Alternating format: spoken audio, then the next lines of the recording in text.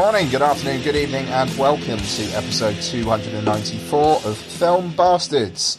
My name's Ian Loring, and as always, I am joined by... Becky Foster, hello everybody. Matt Foster, hello everybody. Hello, one and all indeed. Coming up on this week's show, we've got Netflix's big actioner, which was being advertised on the electronic thingy, advertisement thingy outside Cardiff Queen Street over the last couple of weeks, which weirded me out. Just a Netflix film being advertised like that. Like, Netflix are going balls out. But we'll see what we think of Triple Frontier, the new film from Most Violent Year director J.C. Chandor. Also, we've got our latest Patreon Picks review with Jordan McGrath, friend of the show, obviously, picking Nicholas Ray's 1952, I want to say. 1954. 1954, apologies. Western Johnny Guitar. We'll also... Actually, the Twitter question stuff seemed to heat up nicely today. So yes, there's some really good ones in there, and I'm glad because we've not watched that much, have we, this week? That's good. No. And unnecessarily, We've also watched an awful lot of phones. partially because we've not had time to watch films. Yeah, it's a bit late to start watching a film. Should we just watch an episode of Bones? Yes. 2 episodes An later. episode of what? We watched the TV series Bones from when it first Bones. started. Yeah. Have you ever seen Bones? No. Amazingly, because my wife is a fan of David Boreanaz, but there's never... no. And she should watch it. Yeah.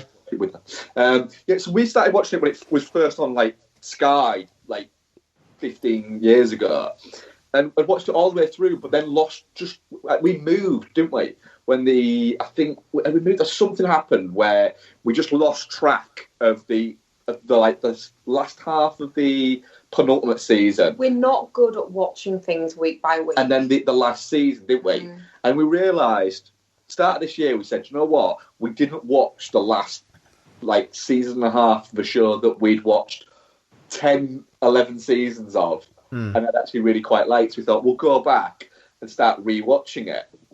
And yeah, we're burning through it at quite a rate, aren't we? Quite enjoying it, aren't we? Yeah, we're on season 7 already. Yeah. Is it over yet? Or are they still going?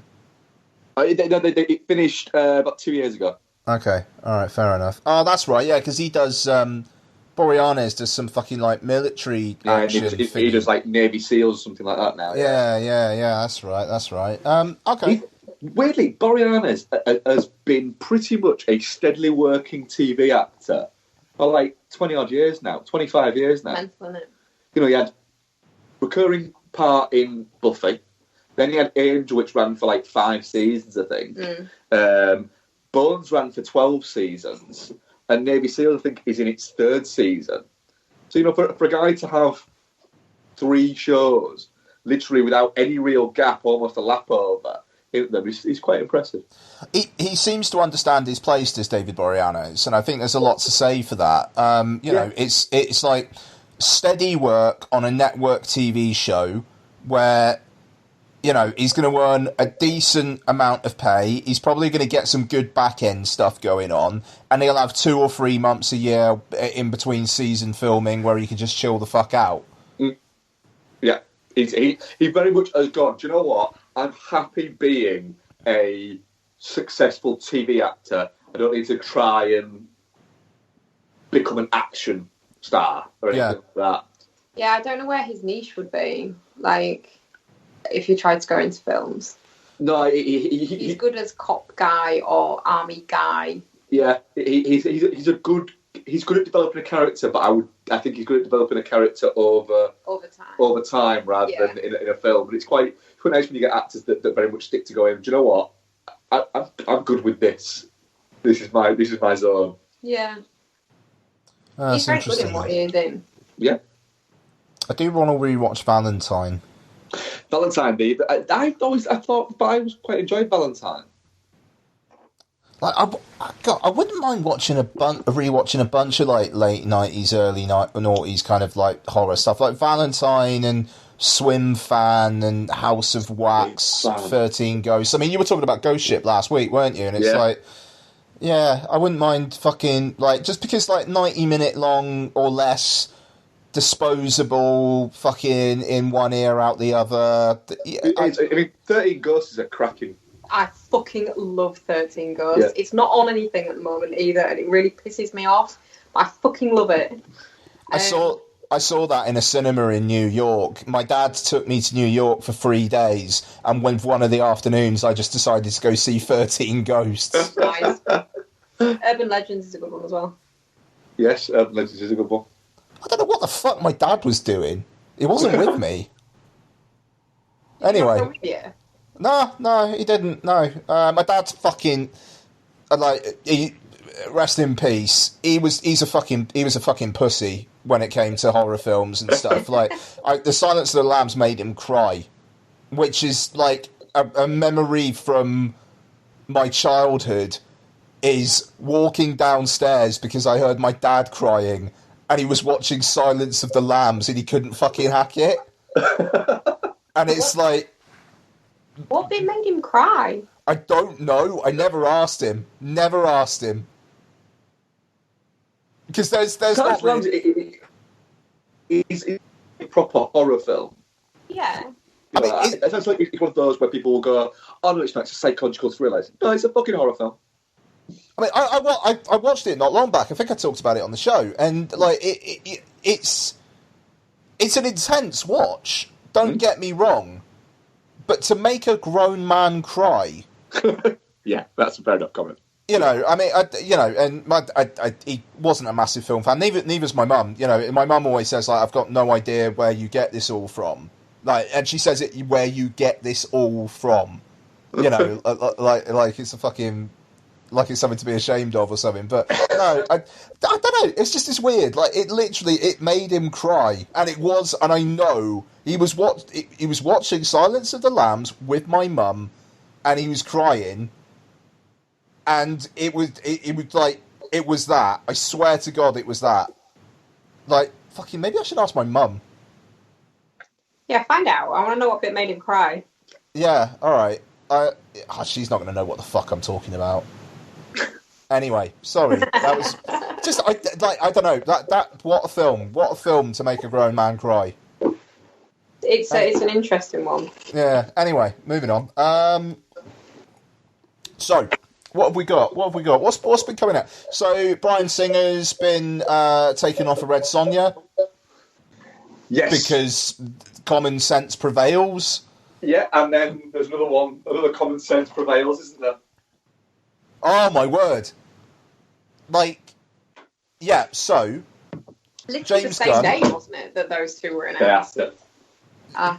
I mean, James Gunn, writer-director of Suicide Squad 2, is now once again writer-director of Guardians of the Galaxy Volume 3. So basically, James Gunn has gone through, you know, a difficult little period... but has now got not one but two major comic book blockbuster writing directing credits when he only would have had one. And he's, as long as he keeps his nose clean, he's probably pretty fucking untouchable. From this point on, good on him. Well, that's it. It's one of those things where it's highly surprising, but also as well, I think you've got to, in a weird way, and nobody will do it, you've kind of got to give Disney a little bit of credit for actually having the balls to go, do you know what? Fuck it, we're wrong on this one. Let's just reinstate him. Anything like that. I wonder how many problems they were having with cast saying, look, yeah, I'm having none of this unless he's reinstated. Yeah. I wonder how much of that, and whether how much of that is just cast members of Guardians, or if there's other people within the universe who have kind of gone, look, we need to make sure this bad blood doesn't spill over into our other films. Yeah. I just think it's really funny that now he's doing Suicide Squad 2 as well.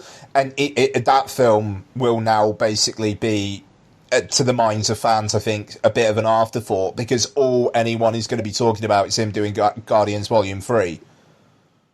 Yeah. Like, I kind of feel bad for Warner, because it feels like maybe they are starting to turn the ship in the right direction.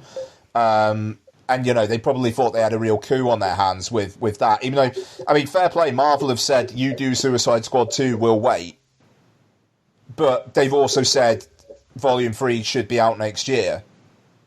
So, that's, like, it kind of feels like maybe we're going to get a DC and a Marvel film written and directed by the same guy in the same year. I think, but then again, the Guardians 3 was, you know, it was all written and everything like that. So you can imagine that they might shoot it till end of this year. Yeah. I mean, all the prep work's done, isn't it? Yeah. And the thing is, if they didn't, like, there's not going to be a Star Wars film Christmas next year, I don't think. You stick Guardians Volume 3 in Christmas 2020, that thing will fucking kill. Yeah. Like, that would make so much money over the Christmas holidays. I mean, that's it. You do Suicide Squad 2, like, July, August. Guardians Volume 3 in December. Dude's going to have the potential for $2 billion films in the same year. Fucking hell. You know, probably won't do what the fuck you want. Studios. Probably won't happen. Don't get me wrong. I mean, like, Suicide Squad 2, it'll be interesting to see how well that does. But yeah, it's interesting. Oh, and also, Idris Elba's apparently going to replace Will Smith for Suicide Squad 2. I'd like to see Idris Elba be a hitman who does quips. Yeah, I'm fine with it. Why not? That's it. I get the feeling that Idris Elba could be funnier than people expect him to be. Mm-hmm. If anybody's ever heard his version of Dance Off with Macklemore, then they will. What is it? Atone to that. Yeah. Yeah. I'll give that a listen. It's fucking weird. It's fun. Idris Elba, because he DJs as well, doesn't he? So he did a song with Macklemore and Ryan Lewis that's called Dance Off. Okay, all right. I'm going to give that a listen. On it and co-produces some of it. Yeah, nice. Yeah. So, segueing, almost like a professional recording person, there's a new Aladdin trailer. There is a new Aladdin trailer where he is both Will Smith colour and blue. I'm more into this. Yeah, I am. I am. Yeah. About the song being in there, though, wait. I'm not angry about the song being in there. I got reminded that a whole new world exists, and it made me go, "Oh God, no! Oh, that's going to be back, isn't it?" It'll only be a few minutes, though. No, but it'll be on a lot of it'll be on things, won't it? It'll be out there on Shakespeare Stick Cloud. Yeah, pretty much.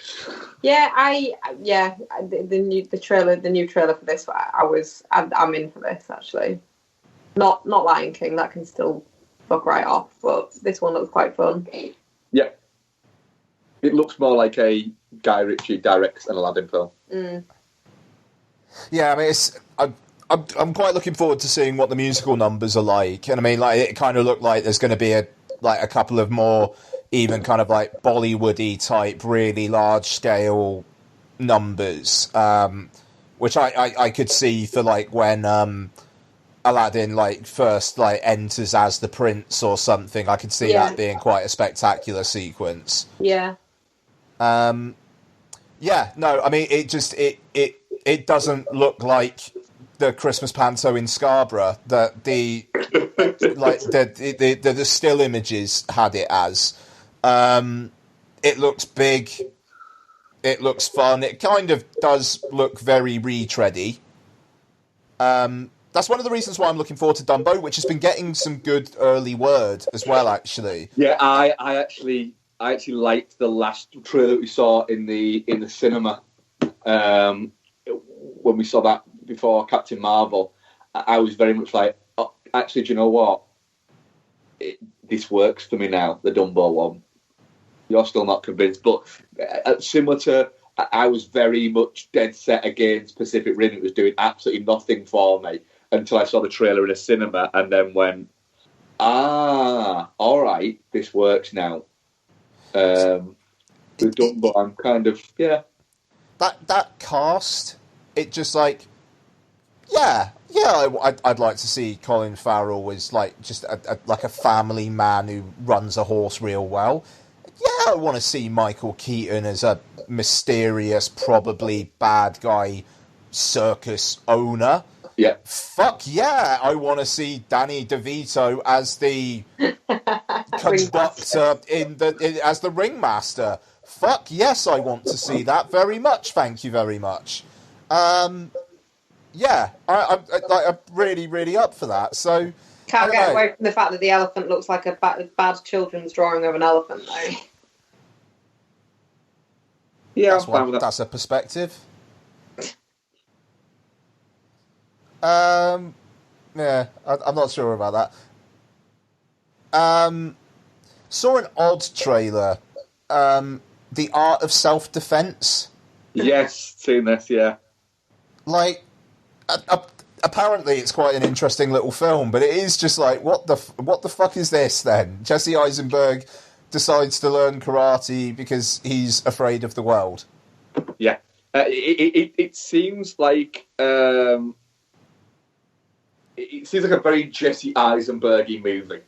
I think it looks really good. I think it was quite sweet. I'm fine with it. I will watch it on a Tuesday night for sure, but any other night, nah, probably not. Oh, yeah. I think it looks. I like the look of it. Nice, good. I mean, there's one other big one, but I'm kind of blank. Oh fuck! I saw this bloody. I was on the iTunes Apple TV trailers app today, and there was this one, Finding Steve McQueen, which just looks fucking awful. It's Travis Fimmel, who I think I've only ever seen in Warcraft, as a guy who, like, I think he's like a getaway driver, and he looks like Steve McQueen, and Forrest Whitaker plays a detective who goes hunting for him. He's the lead. Yeah, he's the lead in Warcraft, isn't he? Yeah. Yeah. It just looks like The Old Man and the Gun, but direct to video, and it's not Robert Redford, it's the guy from Warcraft. And it's not Sissy Spacek, it's Rachel Taylor. And it's not Tom Waits, it's someone who was probably a background person in Gotti. Finding Steve McQueen, that would probably be the only time this podcast ever references that film. Any By the guy who directed Mark Steven Johnson, yeah. Ghost Rider, When in Rome, and Killing Season. Killing Season, the film where Robert De Niro and John Travolta try and kill each other. Yes, he's had a fucking weird career as Mark Steven Johnson. But yeah, he's back with Finding Steve McQueen. Well done him. You guys got any more before the other big one? No, just a big one. The only other one I've watched was Charlie Says. What's that now? Charles Manson movie that's coming out. Oh, is this the one where... Matt Smith one? Yeah, where Matt Smith plays Charles Manson. Yeah. Right. Now, I know that the actors and stuff like that, but Matt Smith seems like a very tall man. He is a very tall man. Charles Manson was like 5'2". Basically, what they seem to have done is gone, right... It's Charles Manson. It's an anniversary of these horrible murders, so what we're going to do is release everything anyone's ever had any kind of concept for a film about Charles Manson. We're going to release that this year. What about actors? Like, there's not that many people that look like Charles Manson. Anyone that can grow a beard and grow their hair long, that'll be fine. It'll be fine. That's a stick-on It'll beard. be fine. He looks like a fucking wild man of... It's a stick-on beard. Yeah, it wouldn't surprise me. It is a stick-on beard. Well, you're not growing that sort of size of beard after, like, he's only just finished filming on The Crown, hasn't he? Where he's playing Prince Philip. Why are you asking me this? Why would I know that? He's very clean-shaven in it, so he's not that size before filming this. He's not on The Crown anymore, I don't think, because he was in it for the first 2 seasons, and then, like, because now it's Olivia Colman's the Queen, so I'm assuming somebody else is playing him Philip. Which Queen? Oh God, the Queen! Is it called? What's it called? The Crown. Yeah. The Crown, yeah. Is it just casting dickheads? Olivia Colman's not a dickhead. Whoa, calm down. What? Who am I thinking of? I don't know, but Olivia Colman's not a dickhead. No, did you say Olivia Colman? I misheard. Olivia Colman's great. I love Olivia Colman. Who do you think I said? Oh. Matt Smith's not a dickhead either. He's a prat. He's not. He's a prat. You leave him alone. He's a prat. What's wrong? Who am I No, thinking what's of? wrong with Matt Smith? He's a prat. I don't like him. I just don't like him. You don't like him because he was in Doctor Who, and you don't like Doctor Who. No, I don't like him because I don't like him. He seems smug. What do you think about David Tennant? Oh God, just no. All right, okay. So, funnily enough, Christopher Eccleston. Like Christopher Eccleston. Paul McGann. Nothing wrong with Paul McGann. Okay, all right. Who's that cunt I'm thinking of? She was in Doctor Who. Jesus Christ! What, was Missy? No. Who? I don't know who the fuck you're on about That then. nobody was in Doctor Who. Who's been Billy on about Piper? in Doctor Who? She was with Peter Capaldi. What's she called? Oh, What the fuck? Summer. Is she Jenna Cole? Is it? Jenna Coleman. That's yes. where I got. Oh, here we go. Right, okay. Yeah, there we go. Yeah, I don't like her. No, you don't. You No. really don't like her. She's the Rachel Stevens of TV. There's Rachel's- nothing going on there, but Hey, just Rachel's- blandness. What, from S Club 7? Yeah. Mark takes issue with girls that everyone says are pretty that he thinks are plain. Not plain, just human beige. Jenna Coleman is not human beige. She's You're very human quick to beige. I don't know, man. Jenna Coleman's not human beige. I mean, I don't think, you know. Human beige. She is not. She is. Actually, Might Rachel be fit in all the Stevens. episodes of Doctor Who, but she isn't human beige. She's human beige. Rachel Stevens from S Club 7 is a very pretty. Human beige. She's not. She is. No, she's not. You're just being a dick. I'm not a dick. You are. No, I never understood the Rachel Stevens thing. No, you don't. She was human beige. You're wrong. That's I'm fine. not. I don't understand the Cheryl Cole thing either. No. No. Punches people. She's just human racist beige. Human racist bitch. Yeah, That's yeah. some weird work, though, aren't she? Yes. Yes, allegedly.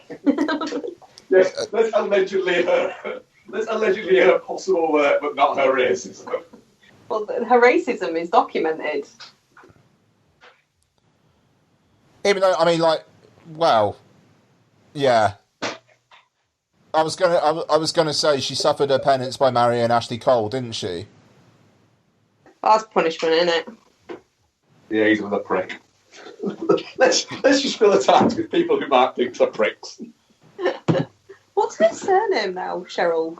Just Cheryl. Yeah, but she She's must have just called Cheryl now. she must have a legal surname. Nope. It's like Madonna. Cheryl. Has she gone back to Tweeders? Nope, just Cheryl. No, because Madonna has a surname. No, Madonna. Like on her passport, she won't Hang just on. be Madonna. like Did she get married to Cheryl has a that? surname. Did she get married to that One Dimension one, or just have a kid with him? She got married to, had a kid with him, and now they're divorced now.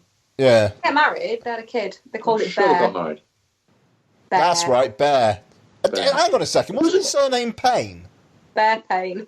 His name's, the kid's name is Bear Payne. Oh So no! like if you're one of the youths, that means he's in lots of pain. Yep.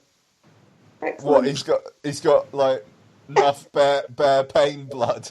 That's hilarious. I hadn't twigged that. Yep. So yes, I don't know what her surname is now. Cheryl. It's just Cheryl. She's not just fucking Cheryl. Pretty sure she is.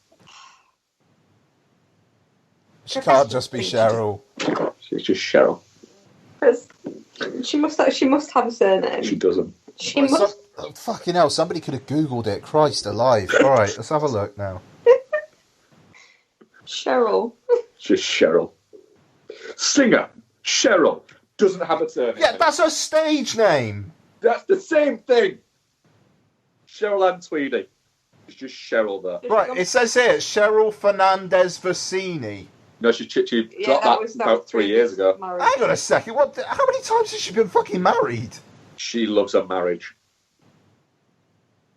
She was married to Ashley Cole and Jean Bernard Fernandez Vicini. And then she's got Fair Payne with Liam Payne. Oh, no, hang on. So she didn't get married to Liam Payne? No. Right, okay. So she's been married twice. Bloody hell, man. She's only, like, a year older than I am. Christ. Right. Born Cheryl Ann Tweedy. Other names Cheryl Cole, Cheryl Fernandez Vicini. But it doesn't actually say what her name is now. Cheryl. It's not just Cheryl. It's not just fucking Cheryl. It must be Tweedy. She must have gone back to Tweedy. Nah, it's just Cheryl. Anyway, I think we got a bit off track there, didn't we? How did we get on to Cheryl? We were talking about people that I don't like. We were talking about Charlie Says, weren't we? Yes, that's it. Do you know what? I hope she finds love. Fair fucking play, man. She's obviously trying, and I hope she, I hope she's all right. All power to her, yes.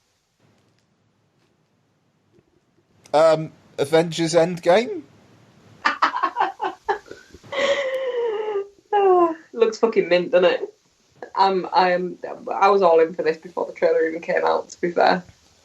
It properly feels like it's the end. It's going to be the end of something. Like, I know it's going to be the start of something else, but it really does feel like they're going to be wrapping up a buttload of shit with this. Mm. And then we can move on. People are going to die. People are going to actually retire and just not be in the other films, or at least for a bit. Fucking yes, go on then. Like, it's going to be 3 hours long, and everyone's going to fucking eat it up.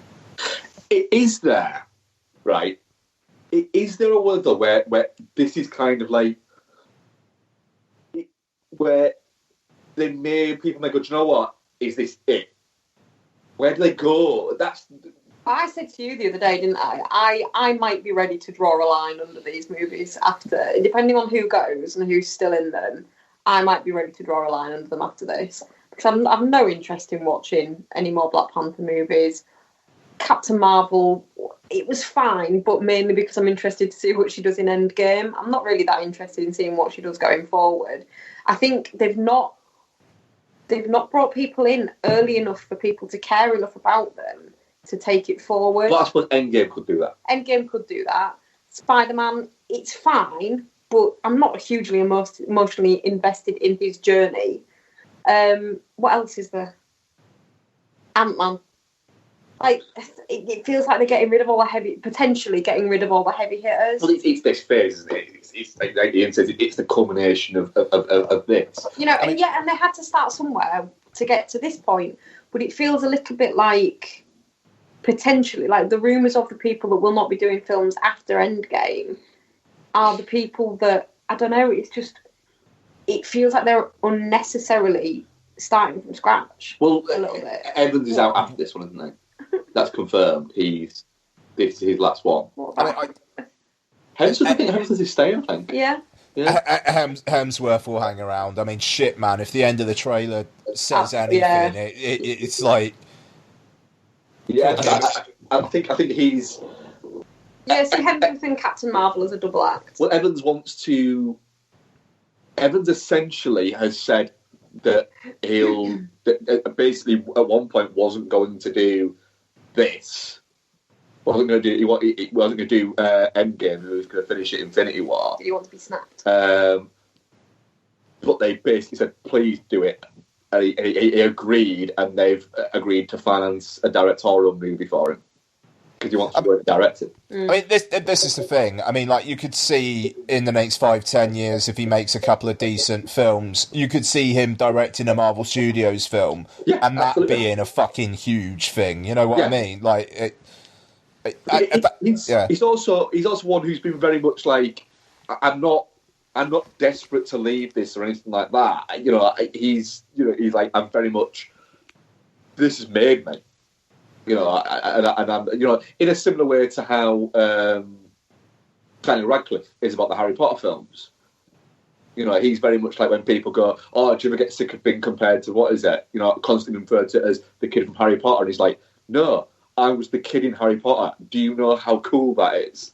That fucker's living his best life anyway. I mean, he's been through some shit, but he's come out the other side. I saw a great quote for an interview the other day that he was doing in America for some Broadway thing he's doing, where people said, "Do you think it's unhealthy for all these people to be obsessed with, Harry Potter and all these books and these films?" And he was like, "No, I think it's great that people are obsessed with books and films and reading. Some people are obsessed with heroin."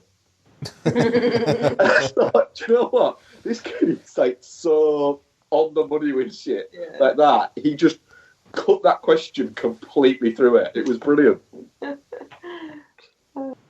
Yeah, and by the looks of it from the trailer, you've got Renner as gone Hawkeye Ronin. Yeah. That fucking haircut, I know a lot of people have said, but there needs to be some explanation about that fucking haircut. I don't. I'm just a bit concerned as to where they go after this, and whether it's going to be as good. I think that's fair enough. I mean, that's totally legit. But you'll have the Guardians of the Galaxy. I mean, I'm assuming Gamora is going to come back. That who knows how? But so you got the Guardians of the Galaxy. You'll have Thor. You'll have Spider-Man. I like the Ant-Man films enough. Yeah. Let's have one more of those than just have him pop up in things, and the Wasp.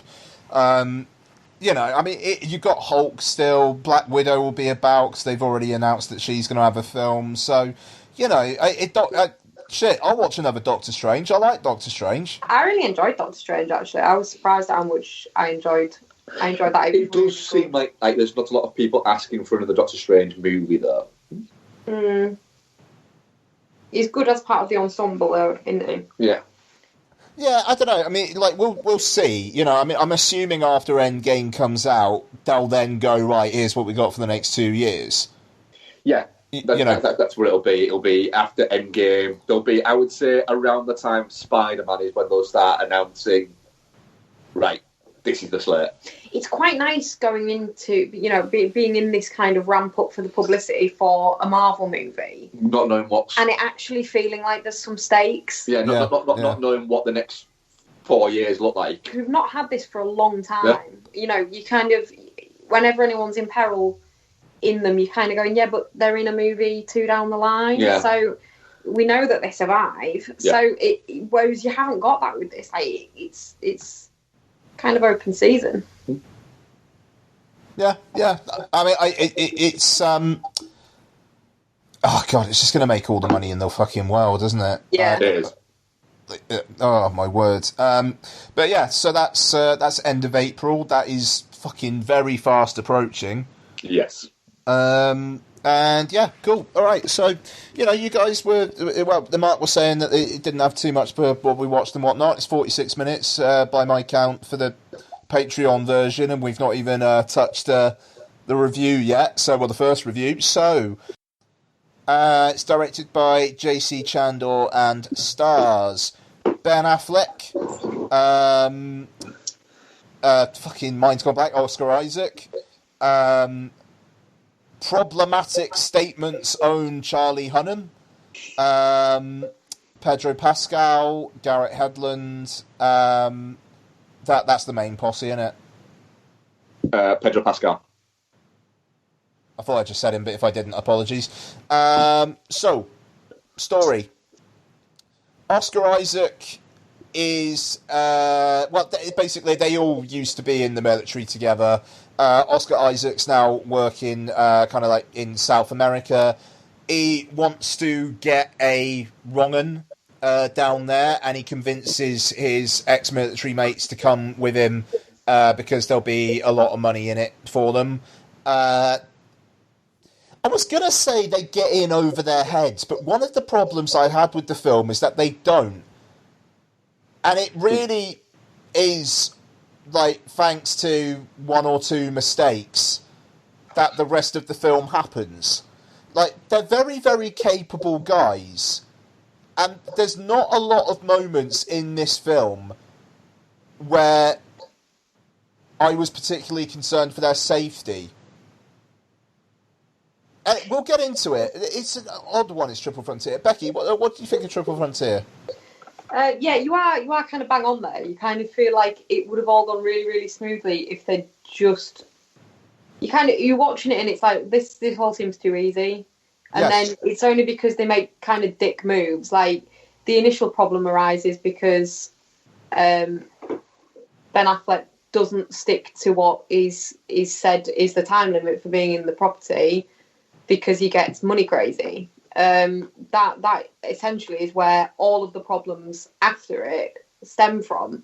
And then, they kind of, they get away and then they won't leave the money, so it takes the helicopter overweight. And yeah, all right, you don't want to leave $200 million, but also you were only expecting to get 70-something, so maybe just take that as a win and take what you can actually carry. So they make they make decisions like, it's to the same level as when you're watching a horror movie and you sat there going, no, don't go upstairs, get out the front fucking door. It's a bit like that with it. You're kind of going, no, don't do that. Stupid men. Apart from that, it's a very fun movie to watch, but like you say, you're kind of there going, yeah, but you've brought this all on yourselves. You don't really feel as sorry for them as you otherwise would. Yeah. Mark, what do you think? I think it's fair to say that out of the three of us, this is most in my wheelhouse. Yes. I think that's fair to say, isn't it?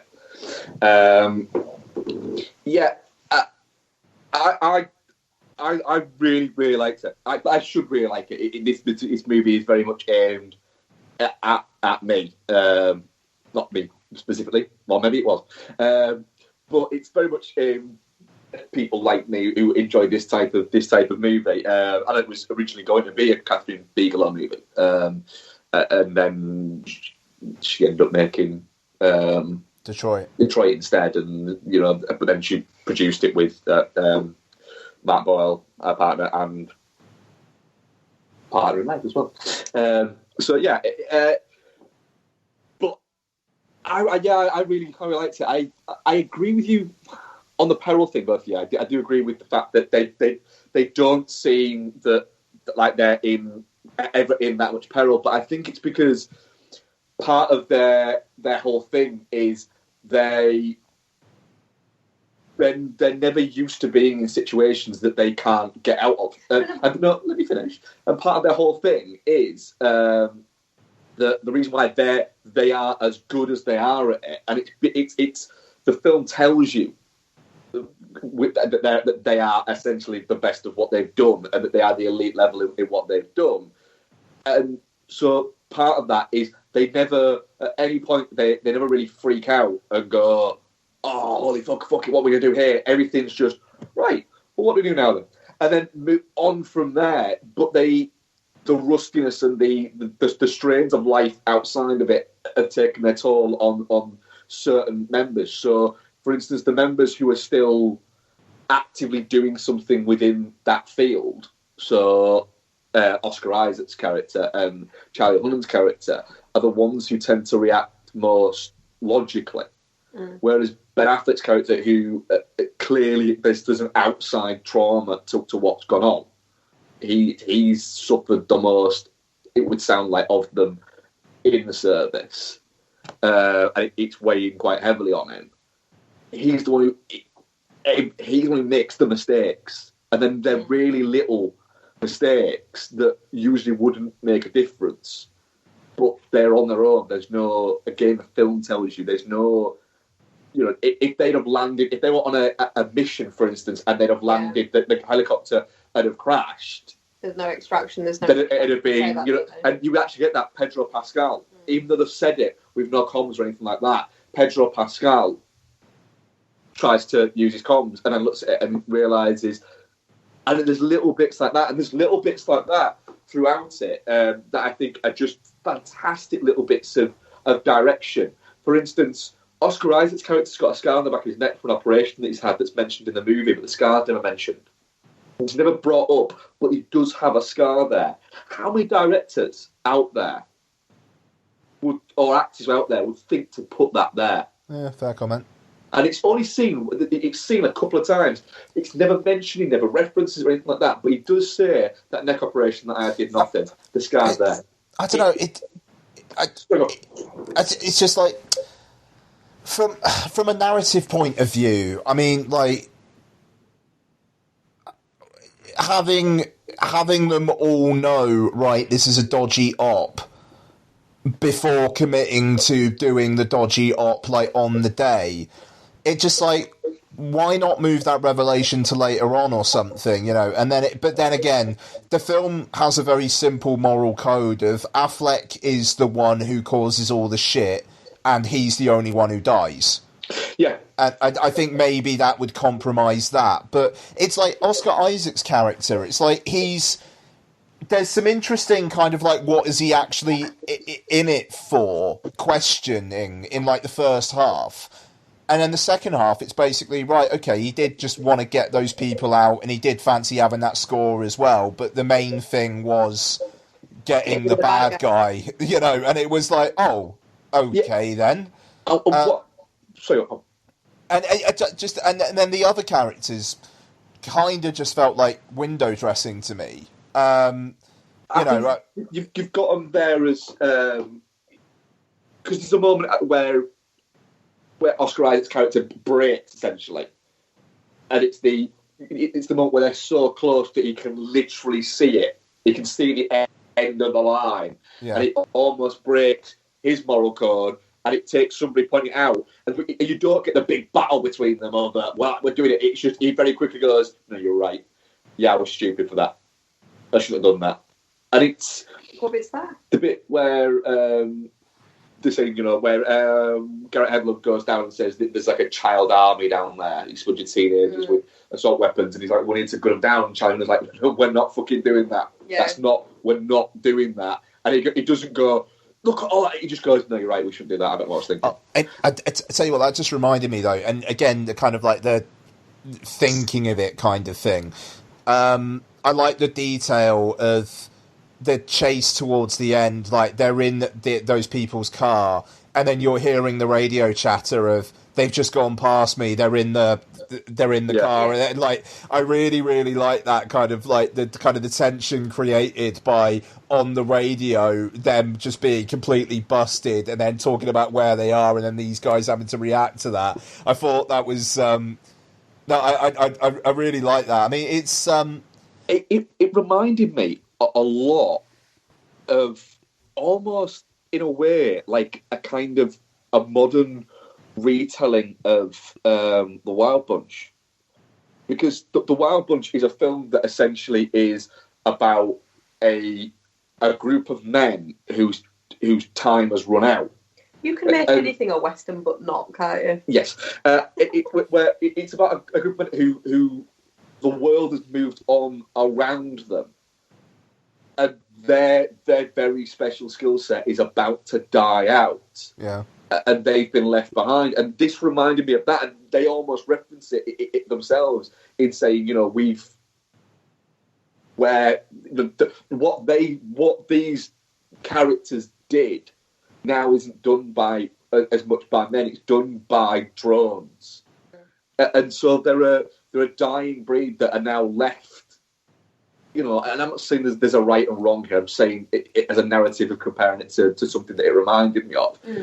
You've got that they're a breed of men who their special skill set is worth nothing as much anymore. And every year that creaks past, Oscar Isaac's character mentions it, his knees get worse, and their bodies literally can't do it, and they're quite literally going to end up on a scrap heap when 15 years ago they were the elite level of what they did, and now they're left with virtually nothing because of the nature of what they did.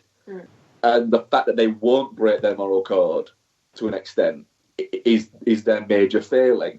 And then when they do, they very much accept, you know what, we deserve everything we get here because we went outside of what we were supposed to do. Yeah, I think it's in a modern climate nowadays, any film that concerns any type of military or anything like that, it's always looked at in a very specific way. You've got to be very, very careful because everybody is wanting to be so offended by everything. That I think J.C. Chandor he deals with it in a very much I think such a naturalistic way, to be honest. Yeah, he doesn't really sort of put forward an opinion on it as such. No, he's just showing the film. Well, when you compare this to something, for instance, like Sicario 2, David Soldado, another film that I really liked, but that seems to be shining a light on a different... It seems to be shining a different light on a similar-ish issues. Yeah. Like you're shortening issues then to ish. No. That you're being all cool. Yeah, it's weird because they're not really presented as the good guys. Like the guy that they've gone there to take out is very much presented as the bad guy, but they're also not presented as not bad, not good. I mean, I don't think there's I don't think there's a problem with that. It's just the fact that, and I'm getting hung up on this, but I mean it. And the film's like 2 hours long. The stakes weren't there for me. It was. I don't really care that much about you guys getting this money, and I do get that you're on the scrap heap and whatnot, and it's like the kind of chance to get what you're owed, and fair enough. But then there's a quandary of there's no danger until like the final third of the film. The rest of it, they're really efficient. Like even that gunfight when the security come back to the place. It is just like pop, pop, living room cleared, pop, pop, hallway cleared. What's really interesting about that one is when it starts, when they say that, none of them blink, they'll go, right, we just need to get rid of these. They all, if you look at it, the way that when they initially start doing it, they're very much in battle mode, they're leaning down, and it's that. Towards the end of it, they're just walking around the city. You know what? We're going to be fine here. It's like they started the mission on the hardest difficulty level and realised, oh no, we're fine, and just finished it on the easy setting. I like that bit though, like how they like they fan out and then they all start crossing each other's paths to cover every. It shows how well trained. It shows what training in doing this versus essentially just a group of thugs we'll go against. And I mean, it's interesting because like we talk about Michael Mann on the show every now and then and how he's like the best director for like watching people do what they do really fucking well. But majoritively with Mann it is men doing what they do very, very well. Yeah. And yet with this, it is that. And yet I'm disconnected. And I think it's because Mann also has characters who just have a bit more nuance and more going on with them. And I mean, like, we're in Bizarro world here where I'm the one who's not into the J.C. Chandor film and Mark's the one who is. So, I mean, Bex, have you had much experience with his previous work? No, I haven't actually. You haven't seen Margin Court, and that baffles me. Margin Court is fantastic. Margin Court's great. I didn't like The Most Violent Year. But I didn't, and I do think we need to rewatch that. I think we missed something with that. I think we watched it in a weird mood or something. Yeah, that's literally the only one I've seen of his previous stuff, and I didn't like it. So. Yeah. I don't know. It's just like he's an interesting director, and it kind of feels like maybe they were going for something here, but the cast was too starry, and the budget was maybe a bit too big to be the more harsh, maybe introspective thing that maybe I'm reading into that, and he did want to make this film, and maybe he just got that kind of cathartic action kind of thing off his chest, but it wasn't as interesting to me as I thought it was going to be, and I don't think it justified its runtime particularly well either. I think if it's got you, I mean, it very much. I mean, Becky, you turned around to me after, because you've got the opening scene. You've got the opening scene before it goes to the title card where it says Triple Frontier. You at that point turned around to me because you weren't fussed about this, were you? You weren't really looking forward to it. No, I wasn't looking forward to it. I'll be honest, I wasn't looking forward to either of the films that we've watched this week. Yeah, and so and then when that title card came up, you turned around to me and just said, "Okay, if ever there was a 10 minutes to change our mind, that was it." Nice. Okay. But I was very much up for it, and straight away I was like, all right, I am very much up for this. I was literally sat on the edge of the sofa for like the first 45 minutes, an hour. I was getting a little bit anxious. I was that nervous for what was going on, which I think is if it gets you, if a film grabs you and a film gets you, the runtime is immaterial. Yeah. Whereas I think if a film doesn't, then it can start to feel its length, and anything that touches beyond 2 hours can really start to drag. And I could absolutely see why this film could, if it's not grabbed you. Whereas I think for me, it did grab me, and I was very much, and I was also looking, going, right, I don't know whether I want them to get the money. Yeah. I don't know whether I want them to get the money or not, but I want to see what happens. Yeah. I want to see if they get the money. I think that's the issue, is throughout most of the film, the stakes are, will they get out of it with this money? Not really, will they get out of it alive? I mean, I know one of them does die, but you don't, for the majority of it, feel like they're in an awful lot of danger. It's, how are they going to get this money from point A to point B? And it's a difficult thing to care about, men that have stolen money getting it home. Yeah, it's like Charlie Hunnam's character gets shot, and you're thinking, oh, that's going to come back, done. It's fine. Done. At some point, he turns around and looks at it and goes, and his brother goes, "You're right. You all right?" And he goes, "Yeah, I'm fine."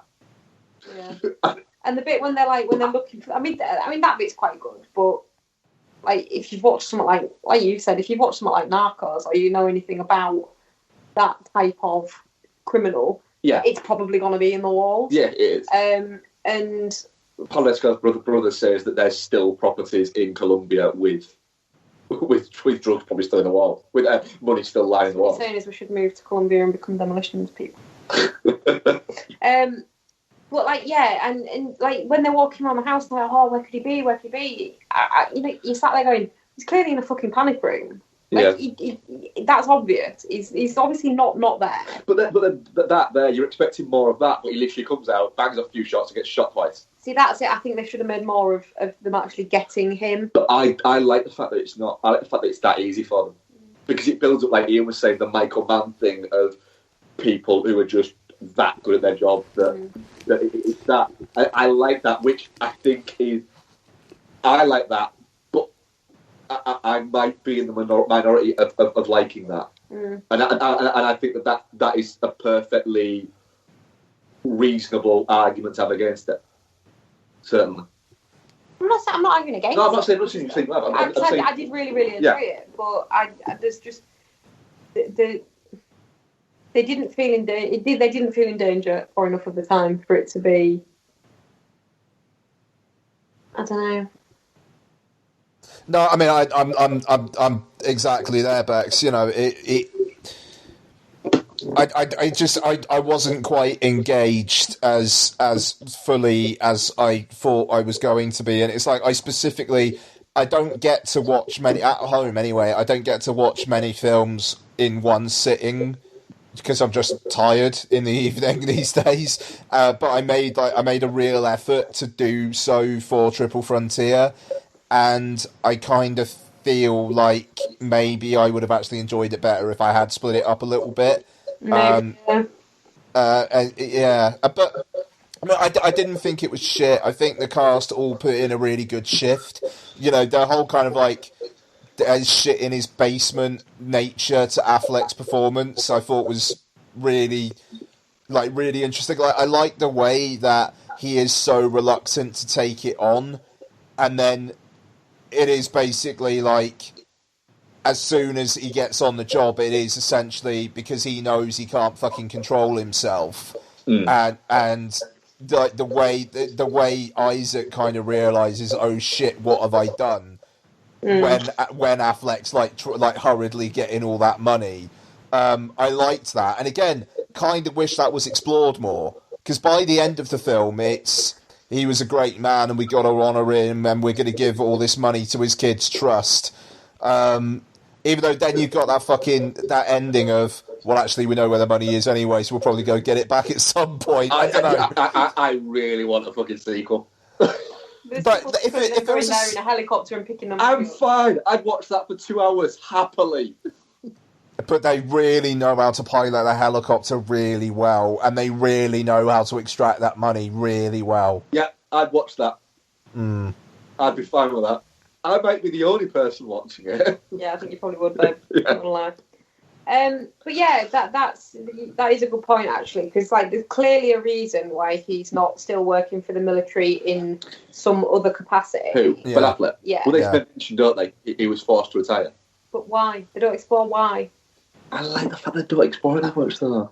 But if he's because he's clearly a troubled character for some reason, and he's clearly been kicked out of the army for some reason, and that clearly feeds into why he reacts the way that he does in the drug lord's house for some reason.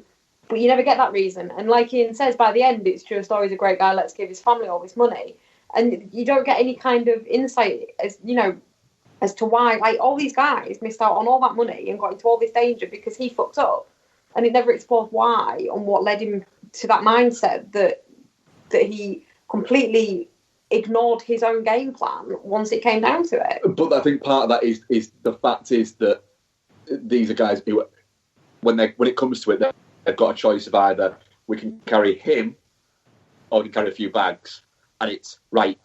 This is the more important thing. We're not leaving. It is. I know it's a cliche thing, but it's we're not leaving this guy just here. No, I don't mean that. I don't mean they lose all the money. They lose all the money because they stay too long, and then that sets off a chain of events, and it's all because of him. That's why they have to dump the money. That's why they get into the trouble that they do. They're not losing because they stay too long. They lose it because they overweight the player. Charlie Hoxer. There's a built-in. He says there's a built-in. What is it? He built in 15 minutes extra. But did he? Or did he lie? Yeah, I mean that seemed like complete bullshit to me. Like could be, but the fact is, it's the helicopter is the reason why. What is it? Not because they stayed too long. They get away from that perfectly fine. If they'd got that extra head start, they might have got away a lot cleaner than they did. Well, yeah, they'd have had less money. They got greedy. Yeah. The whole thing's about one man just coming. One man. It's the thing is if you drop. If you work constantly and you have to work constantly at 100%, the minute you drop down to 99%, the whole fucking thing goes wrong. I mean, isn't he the one who kind of like forces the point of carrying all the money on the helicopter as well? They are so. He's the one that says we're really going to leave $200 million on the runway. Yeah, but what I'm saying is they are so fucking trusting of him. The minute he comes on, they default to him as leader. And they are so trusting of him that it's right. And he knows that. He knows that none of them are going to question him because he's in charge. They default back to that training of he's in charge. And they clearly think, well, do you know what? Yeah, it says that it's this, but there's always a little bit of give in terms of what is it, and it turns out they just fucking isn't. He literally goes from that. He goes, no, we'll get home. Ah, shit, we're going to crash. Yeah. Yeah, it does. That happens very quickly. It does. It's quite amusing, the almost nonchalant way that they deal with it. Again, another thing that reason why I like it, but I can see why other people would. I will say, I really, really like the shot of, like, as they peek over the mountains and see over it, and then it kind of, like, falls back a little bit. Like, I really like that. It was almost like a little bit you're there kind of a moment of, like, trying to, like, peek over, we're going back. Yeah. I mean, that's the thing. I think there's enough in there to recommend it if you're minded for this kind of thing. But I kind of wish there was more in the engine, to be honest. It would never happen because it's a Netflix film, but I'd be kind of intrigued to see if there was a longer director's cut. Yeah, I could have watched another 45 minutes of character. That's the thing. If there was another 45 minutes of character, I think that this film that I think is too long at 2 hours would not be too long at 2 hours 45. Yeah, no, I absolutely agree with that. It's one of those rare films where it could have quite easily benefited from another 45 minutes in the second half. If the second half was 45 minutes longer and you got more of the ramifications of what was going on, if basically it became the second half where they're travelling became more like what we got in something, for instance, like Hostiles, where it became the journey is then having the time to kind of argue with each other and hash all that shit out. Yeah. Yeah. You know, they were walking for like days and we don't see that much of it. They're just walking. Oh, I'll tell you what as well, that scene on the fucking mountain where that fucking horse goes down. Oh, that was fucking brutal. Yeah, like the way it just gave way, and then like its legs were kind of scrambling. Like that was, I don't know. That shit me up a bit actually. That fair play. Yeah. And Oscar Isaac goes, "No, come on, that was a living animal." I like that. Most films, if an animal dies, they don't really reference it. Apart from John Wick, obviously, and then he kills everyone. Yeah. But you know, I can't not see the fucking Thanos thing. But I didn't enjoy that. Poor mule. Yeah. And although he might have survived and he had shitloads of money. I did appreciate the fact that when it panned down to see it, there wasn't just like a splat of red. It was all just money flying everywhere. I didn't want to see a splat of red. Yeah. I'm glad it was money. Dollar bill job. So, I mean, I'm definitely not shit, but I'm a pretty ambivalent, definitely not shit, if I'm honest. But the sheer quality of the kind of the performances and moments of the direction, I think, keep me from a touching cloth. Yeah, what are you, Bex? Definitely not shit. I really enjoyed it. Yeah, I'm definitely not shit. I give it 4.5 stars on Letterboxd. Oh, wow. If there was a 4.75, I might have given it that. Bloody. On a rewatch, it might go up to 5 stars. I really, really liked it. Fair play. It is Mark Nip. It is Mark Nip, so I was predisposed to really, really like it, so I'm fine with that. That's the thing. If J.C. Chandor... Actually, I was going to say if J.C. Chandor directed a wintry film set in New York, I'd give it 5 out of 5, but I just realised I already did. Yeah. So... yeah. Yeah. So, yeah. That's funny. Like, it just came... Like, because... yeah. A most violent year. It is like properly. I swear, it's like set in winter because they've got big coats on and shit. Yes, it is very much. It is New York, isn't it? Yeah. Yeah. That's funny. New Jersey, but yeah. Yeah. All right. Yeah, but it's that kind of area. Anyway, how'd the poll come out? The poll, definitely not shit. 54%. Okay. Tin Cloth 23%. And Geostorm, 23%. Huh. It's interesting. Whoever geostormed it, I'd be intrigued. I'd be intrigued to know why. Like, so bad, it's good. Yeah. I wouldn't put it at that, but fair play. It's what everyone sees. Yeah. No, fair enough. Okay, so let's do some what we've been watching, then we'll move on to Johnny Guitar. Guys, what have you been? I know there's not much, but what have you been watching? You can that'll back because this is literally the only one you've got. Okay, yeah. So we watched Made in America. The Ted Danson, Whoopi Goldberg movie. Oh yeah. That's unimpressed. No. I was just recognising what it was. Was this when Danson and Goldberg were a thing? It was when they were a thing. Yes. Yeah. They were a thing? Yeah, they were a thing. Oh. At one point, it was one of the most expensive divorces in history. They were married? No, they weren't married. Ted Danson was married at the time. Yeah.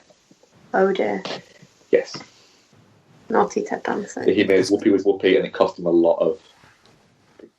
He's got to get that Whoopi pussy. Yeah. Grim. Yeah, it's a 1993 movie. I assume most people have seen it at some point. I saw it at the cinema. Who'd you go with? On my own. Oh, I know. I would like you. Thank you. But yeah, basically, Goldberg has a daughter. Daughter finds out that the guy that she always thought was her dad isn't actually her dad, and that she was actually conceived through a sperm bank. And goes to track down her father, who, according to the computer, is Ted Danson, and which she thinks that her dad is a short, an average height black man, because that is what Whoopi asked for, and it turns out that he's a super tall white cowboy looking guy. And yeah, shenanigans ensue. Yes, shenanigans do ensue for sure. It's a rather amusing bit with an elephant. Yeah, it's a weird one.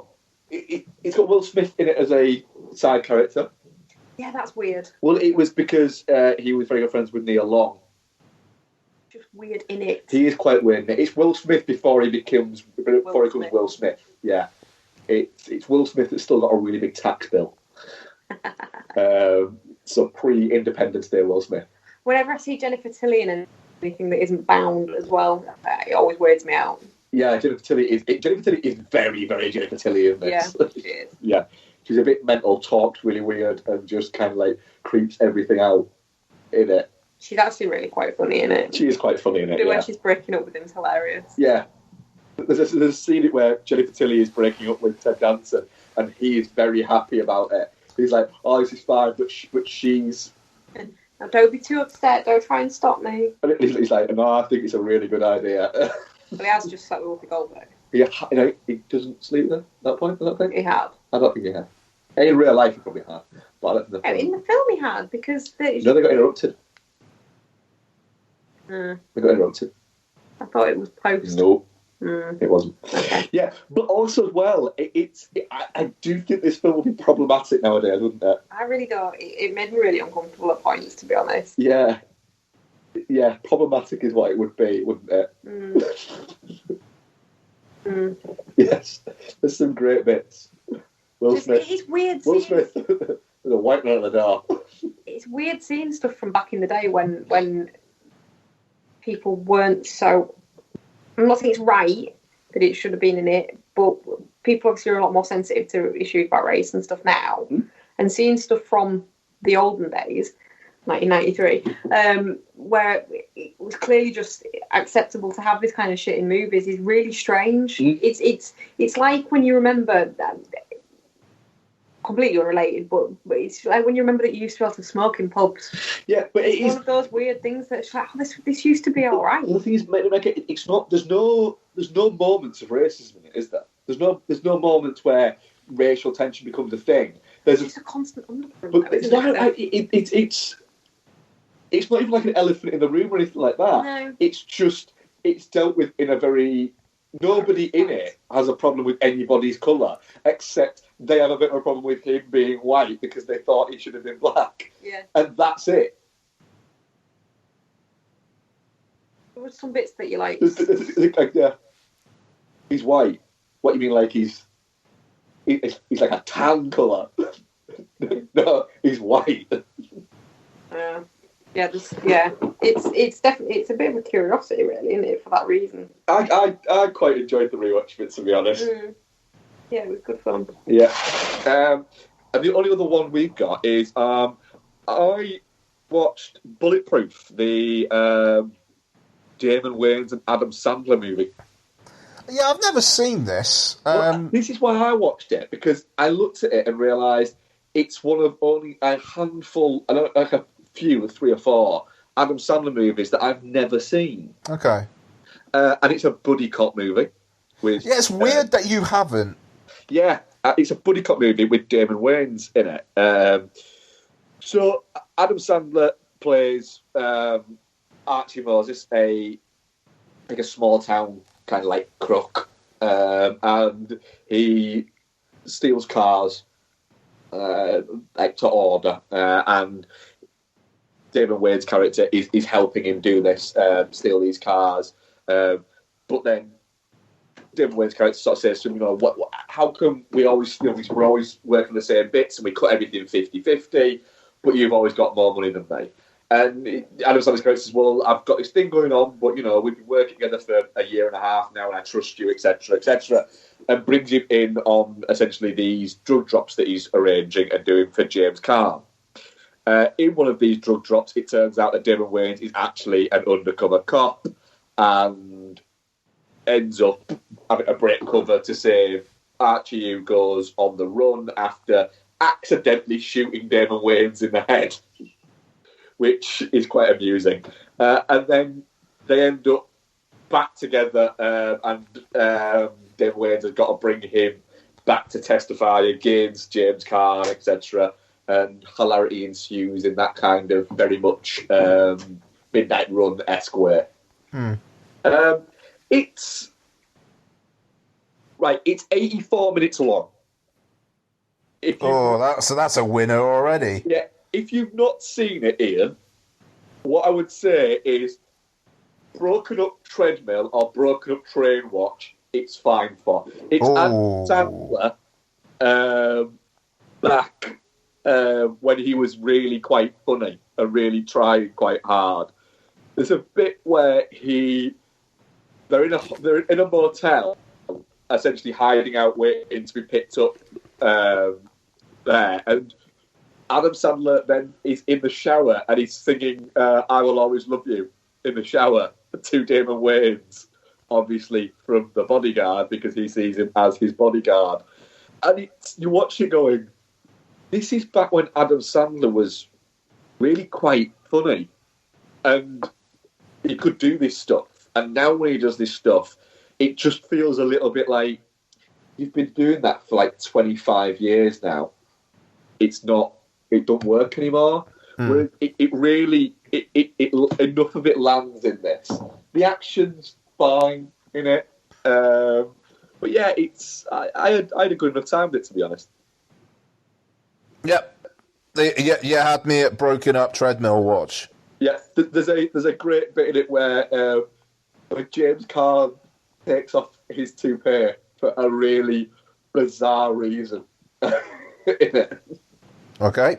It's just a wonderful moment where he takes off his toupee for something, and it's like, okay, fine. That's an odd way to do it. Okay. Weird out of context comment. Yeah. They intrigued now. Yeah. Well, I don't want to say because he was going to watch it. Okay. All right. Nice.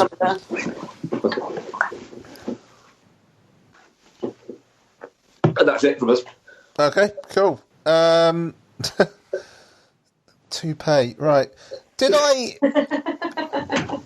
I think I missed this last week. Did I talk about the breaker-uppers? No. Okay, all right. So, yeah, I forgot to talk about this last week. So, Netflix, not a Netflix original, like they bought the rights to it, but like premiered on Netflix.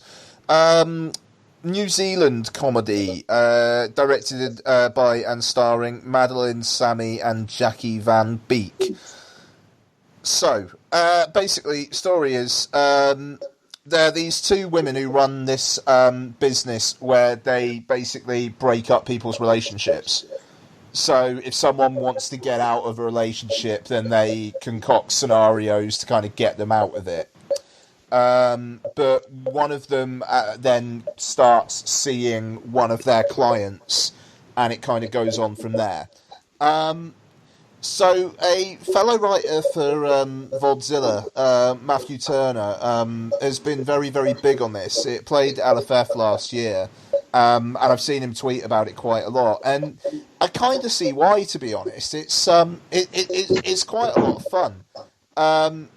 It's 82 minutes long, I want to say, so that's a bonus. Yes, and it's just there's a lot of laugh out loud funny lines. It's quite sweet at heart. Despite the premise, and yeah, there's not an awful lot to really say about it. It just, I very much liked the people in it. I would watch them do more stuff like this. It's not particularly cinematic, but it's funny, and sometimes that's all you need from a comedy. Yeah. So yeah, The Breaker Upperers. It's a good little time. Moving on to stuff I'd seen more recently and probably can actually remember a bit more. I rewatched, took Lottie to see again Ralph Breaks the Internet. Because she wanted to see it again, and it was the Movies for Juniors thing in Cineworld. Yeah, the Disney Princesses section in this is fucking amazing. It's very funny. The film itself is it's 112 minutes long, and there's no short before it. It literally, Ralph Breaks the Internet is 112 minutes long. No. Just, why? No. This seems like a long time for that kind of movie. Yeah, and it's really odd. Like, it seems to be referencing people being stars just for doing stupid shit on YouTube, but then kind of just lays it out there, but doesn't really offer an opinion on it. And it's very odd. It seems to be very okay with the kind of like the short attention span nature that the internet has kind of provoked in everybody, really. And it seems to be painting this stuff as completely acceptable, and it's odd. And it's also a film which literally, there's an insecurity, there's a computer virus looking for insecurities towards the end of the film, and it's not a metaphor, it's just saying it straight, that Ralph is an insecure person, and so he's the thing that the insecurity virus targets. And it just, it's very, very... I mean, it's odd that the climax of this film is thousands of replicated virus versions of Ralph looking for a friend. Which is quite... That sounds heartbreakingly amusing. But it's odd. This film is at turns kind of weirdly problematic, but also oddly thematically complex, and it kind of feels like it wants to be more than it is. And I kind of respect that, but I also don't respect it for going down the whole of let's show Ralph doing a load of meme type stuff. And I understand that they got to entertain the kids and whatnot, but it feels like it wants to be more biting. And Ralph is basically the antagonist of the film. He is the one that causes all the bad shit. And in the end, it is basically him it is him having to fight himself, quite literally. And, I mean, Vanellope is the main character of this film. It's not Ralph. But it kind of feels like they have to call it Ralph Breaks the Internet because of Wreck-It Ralph. So, kind of fair enough. I don't know. It just Wreck-It Ralph was fun and it was sweet and there wasn't too much to it. Ralph Breaks the Internet is both worrying in its depiction of a society where it's okay to be obsessed by the short attention span meme-averse, but also wants to tell a story about how being insecure can ruin everything for you. It's an odd beast, is Ralph Breaks the Internet. I just don't really know how to put my finger on it. But the Disney princess stuff is really, really good. So there's that. Okay, I rewatched Wonder Woman in the wake of Captain Marvel last week. It kind of made me respect Wonder Woman more, and Captain Marvel, like, just a bit like, yes, I'm perfectly happy with the 7 out of 10 I gave it. Yeah. I think Wonder Woman's really fucking good. It is a touch long. It is 2 hours, 20 minutes, 23 minutes long or something, and it could be shorter. So long. Yeah, but I'm even okay with the third act this time around. I mean, it gets a bit CG, crashy, boomy with Wonder Woman fighting Ares at the end, but I do like how it closes her character's arc in realising that everything isn't black and white and everything bad in the world is not due to an overarching evil presence. That is there in this world, but it's just more a factor that helps things along as opposed to being responsible for solely all of it. And her realisation that of this and that Chris Pine loves her, I thought brought emotional heft to the crashy boomy. I'm really looking forward to Wonder Woman 1984. And yeah, Patty Jenkins is an interesting director, and I think she does some good stuff here. Gal Gadot is fucking fantastic in this film. She's really, really good. She's got the wide-eyed innocence, but also the knowing what she is. Like, she knows she's powerful. She knows she's good looking, and yet she still gets the fish out of water stuff down really well. And in saying that, it's kind of similar to Chris Hemsworth in Thor, but they play it very differently because he's just insanely cocky throughout Thor. I mean, like, I need a horse, I will remember until the day I die. Wonder Woman, she's doing different stuff here, and I really like that. But everybody around her, I think, is really good as well. I think they do the fake out with David Thewlis quite well, actually. I don't think you see that coming particularly. I mean, I think it's fair to say that Danny Houston being the kind of the patsy bad guy is fairly obvious, but yeah. the revelation with David Thewlis, just because he's not in it enough. But it doesn't really make sense in the moment. But when you think about it, he was controlling everything, and he does have Chris Pine's assistant work out of his office, and okay, that makes sense. Why from both points of view? I really like Wonder Woman, and I just want to say, her going over No Man's Land. I remember, Mark, at the time you going, I don't see what the fuss is about with that sequence. You need to watch it again. I will watch it again when I have 2.5 hours free. Watch it again before Wonder Woman 1984, just in the build-up. Yeah, I will. Yeah, that's when I'll watch it again. The No Man's Land sequence is fucking stonking, and I like it is great filmmaking. The score's really powerful in that moment, and it feels like the climax to everything that's come before, but then you've got another hour left after. but I'm fine with that. So, Wonder Woman, yes. Okay, and I think the last thing for me before Johnny Guitar, Free Solo. Winner of Best Documentary at the Oscars this year. Jason Momoa was very happy about it. And, yeah, this thing is fucking brilliant. And I can't remember the rock climber's name. I'm going to get it. I'm going to get it. 2-6.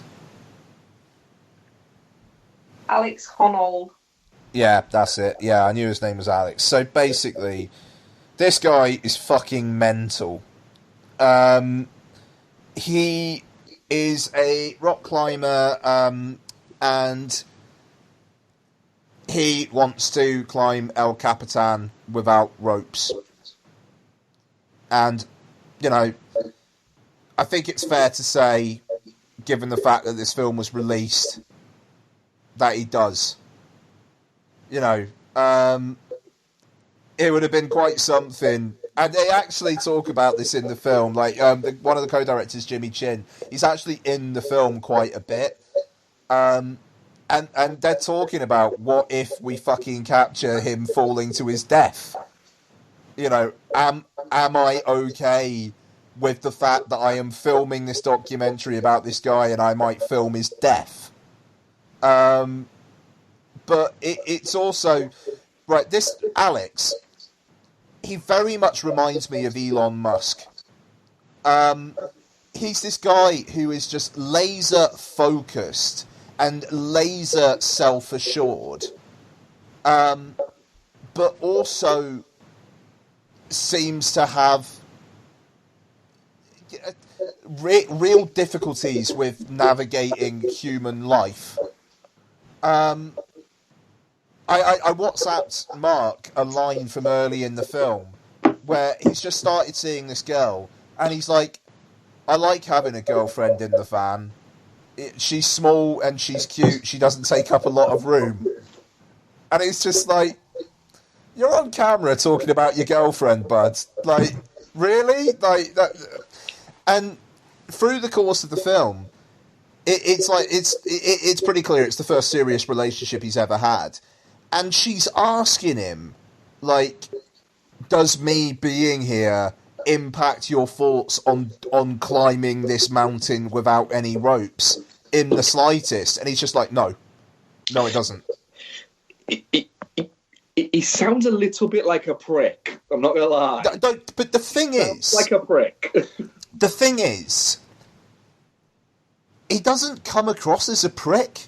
Like, and through the course of this film, you see him, like, buy his first house and kind of settle down and basically learn to be a human. And you warm to him. And, like, at the start, like, I was, like, because that thing about the girlfriend in the van, it's like the first 15, 20 minutes. And it is just like, who the fuck is this guy? But then, like, you see the way that he cooks food and literally doesn't have a plate. He just, like, takes the saucepan handle and just fucking, like, slurps it out of the saucepan. And it's just like, mate, like, what is your life? And then watching him and his girlfriend, like, navigate life and the trauma he has in trying to find a fridge freezer that he's okay with. I don't know. It's just like, you got this, like, I wouldn't say he's got learning difficulties or anything, but it does seem like he could be on the spectrum, and that's perfectly fine. And yet he's okay with these people watching him climb this mountain and maybe fall to his death. But then, so you've got all this, like, domestic stuff, but then you've also got him practicing for the climb and then doing the climb.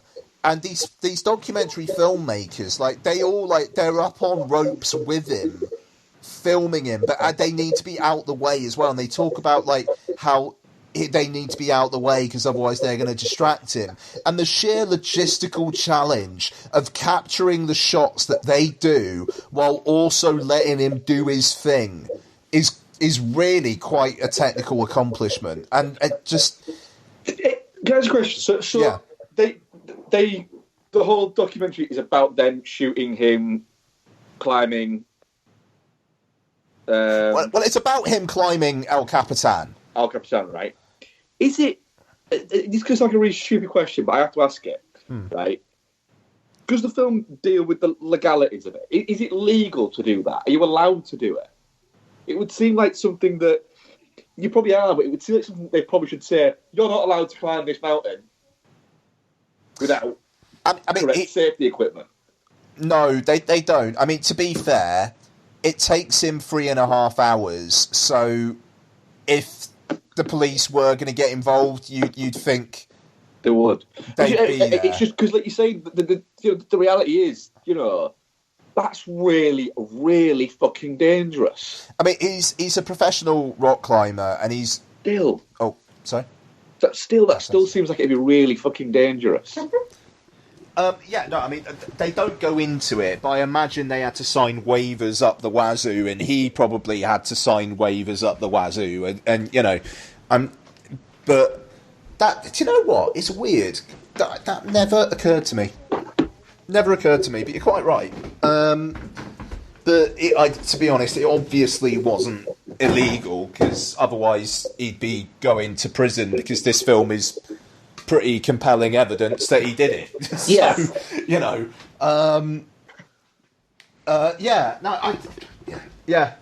I never thought of it. But, I mean, the filmmaking is incredible, and he's an interesting guy, and his girlfriend, bless her, like, she just a trooper. I mean, like, to be fair, they bought a house together, and she's probably having quite a nice life as well. So yeah, it's a heck of a documentary, and I can see why it won. It's very inspiring. But it's really compulsive viewing as well. So yeah, Free Solo. It's on iTunes to rent now. I very, very thoroughly recommend it. Cool. We'll get to that for sure. Nice. Okay, so let's do the latest Patreon listener review. I hope I have kids over here. Does he have kids living in here with him? Is this going to make things a whole lot more complicated and is not what I signed up for? The family's not the problem. They're the answer. Why? Church. Maria is very devout.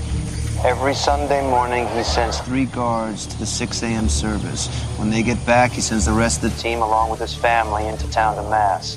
That leaves him and 3 guards in that house. That's our window. Why would he do that? Worried about someone taking his kids. And he never leaves his money. And also, I don't think he believes anyone actually has the balls to come out here and rob. How are you guys doing for time, by the way? I'm okay, but you've got to go and pick Isabel up, haven't you? I do, I'm afraid. Short review, thumbs up. Yeah. Okay. Great. Okay. Do you actually do a quick minute on it? What? Well, we watched the trailer, didn't we? And I was very excited, and you were less so. It looks hammy as fuck when you watch the trailer, and I turned to you after you'd watched it and was just like, what the fuck is this that we're having to watch? Who picked this? Fucking Jordan. And Nice. I think once you kind of start watching it and go, oh, it's not like a Western, it just happens to be set in the West, then I think it's all right. Once you can kind of go, oh, it's a bit more of a melodrama, and it's about the romance and the interpersonal relationships, and Emma's a bitch.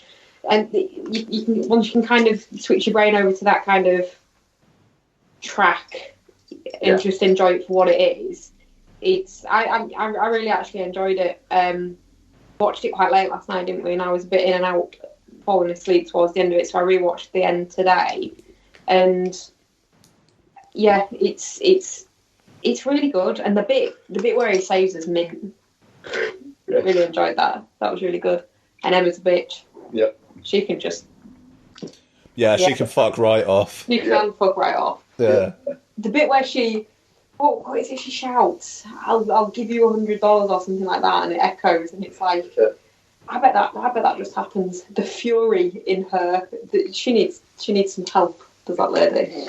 Well, she is the devil demon, isn't she? She's the voice, literally, of a demon. I fucking love that. That's so fucking brilliant that woman is also the voice of Pazuzu. Yeah, mental, isn't it? Yeah, but yes, really surprised, but I really, really enjoyed it. Nice. Okay, cool. We'll say bye to Becky then. We'll speak to you next week then, Bex. See you later. Are we doing Us next week? Yeah. Yeah. That's a non-negotiable, right? That's a non-negotiable. Yeah, totally, 100%. I do like the fact that, just quickly on the Us thing, that Jordan Peele has literally tweeted to people commenting on Us saying, "Oh, it's a really good psychological drama and it's thriller," and he's gone, "No, Us is a horror film." I'm well psyched for this movie. Yes, you are. See you later, guys. Nice one, Bex. Cheers. Bye. Okay, so yeah, Johnny Guitar is directed by Nicholas Ray and stars Joan Crawford, Sterling Hayden, the aforementioned Mercedes McCambridge, Scott Brady, and others. So this is a... Well, to be honest, it's not really a story about Johnny Guitar, is it? Not really, no. No. I didn't watch the trailer going into this. The Netflix summary was all I read. And I was just like, okay, then cool, give that a go. So I'm just going to read the IMDb summary. After helping a wounded gang member, a strong-willed female saloon owner is wrongly suspected of murder and bank robbery by a lynch mob. Yeah, pretty much. Yeah, that's pretty much exact. So, yeah, God, interesting bloody film, this, Johnny Guitar. Fair play, Jordan. Mark, what do you think? We did watch the trailer, and because I was kind of expecting what we got out of it, in terms of it to be, like you said, that kind of melodrama that we got around this time. You know, you expect that with Joan Crawford films, and she's a force quite often. Is Joan Crawford in films, and you know, her opening this, she's quite frankly, she's quite terrifying in the opening of it. And you're right, it soon sets itself out that it's not really about Johnny Guitar. He's more like the audience, like looking in upon it at the start, and it's got that very stagey set out, so you can tell everything is on a sound stage. But that's pretty cool. You like that about it. And at one point, I was thinking, "Holy shit! Is this all going to be set in one place?" That's really interesting. I was totally thinking they were going to hateful eight it. Yes, and you know, I do remember Quentin Tarantino talking about Johnny Guitar quite a lot during when he was doing publicity for Hateful Eight, about the opening of it being an influence on the Hateful Eight, and you can absolutely see that with the opening. Near 35, 40 minutes, I'd say. Is all pretty much set in that in the saloon, and it very much drags you in very quickly. It's a very... I think once the rest of it isn't as strong for me as that opening 35, 40 minutes, but it doesn't... It in no way goes off a cliff or anything like that. It's just that is such a great sequence that the rest of it didn't quite marry up as that quality for me. But it's not, actually, it doesn't dip down that much. It's still very, very good. Yeah, no, I mean, I agree. I mean, it's a proper little pressure cooker. Is that first section, and the fact that you don't really know what's going on. You know, like Johnny Guitar's relationship with Vienna's not really. You know, there's little hints, but it's not really made explicit until after that sequence. Yeah. And you've just got all these people kind of like coming and going in terms of importance, and yet Mercedes McCambridge is there as just this woman who's just got a fucking chip on her shoulder. She's just a dick. Yeah. I mean, just a dick, just an absolute dick. But then Joan Crawford as well. It's like it is just like, is she just being defiant? Is there actually something going on with her character? Like, you know, that first scene she's in, she's kind of like trying to make that deal upstairs, and it's like, right, what's that about then? And you know, it does take a while. I mean, obviously, it kind of turns out that she literally does just want to fucking live her life and let the railroad come through and have a successful bar, basically. But it's interesting that it's a film basically about a power struggle between two women where all the men are basically beholden to either one of them. Yeah, including the eponymous Johnny Guitar. Yeah. Yeah, it is that. It's. I mean, it's almost weird. I mean, even the poster for it is Joan Crawford is the star of this movie, but it's called Johnny Guitar. And it's really odd that thing. It's almost like they went, it's just a good name, but it's not about him at all. Yeah, it is strange that you've got a movie made in the mid-50s where the essentially the plot is that, and it's fascinating the way that it's put out there. And like I say, Joan Crawford is, when she stood holding that gun on them, all the guys around there are the ones who are flinching and shitting themselves, and Mercedes McCambridge is basically the one saying, "Go and get her. Why are you doing it?" She's the only one who's not flinching. Yeah. No, exactly. I mean, I will say, I mean, I thought the kind of like the whole the third act with the dancing kid kind of being a bit of like a love rival / twat. Yeah, was a bit. Do we really need this? Even though I did like that Bart guy, Ernest Borgnine. Oh, it was Ernest Borgnine, wasn't it? Yeah. I love how fucking just set in his ways and chippy he is. It's like immediately he takes a disliking to Johnny Guitar, gets humiliated by him, and then just wants to fuck him over for like the entire like rest of the runtime. And doesn't care if it causes him to fuck over everybody else. Yeah, he very much is somebody who looks after himself. Yeah, no, exactly. It's really well. It's really well played, that, because he's like he's kind of pathetic and kind of funny, but he's, you know, you also get the sense that he is dangerous because of what he could be capable of. That's the thing. I mean, it's some of the supporting players. I mean, Sterling Hayden is perfectly decent as Johnny Guitar. I don't think he's amazing. I mean, to be honest, the man who stands out for me most was Ernest Borgnine, but it's because Crawford and McCambridge kind of dominate the film so much. Yeah, I mean, Sterling Hayden he very much is playing to note, really, isn't he? That's what he's like. He's not stand out in it, but he is. You know, he's perfectly fine there. He's got a stoicism to himself, but also can be quite witty with it. He doesn't even ever seem to kind of try and pull focus. He very much seems to just allow it to be other people's movie.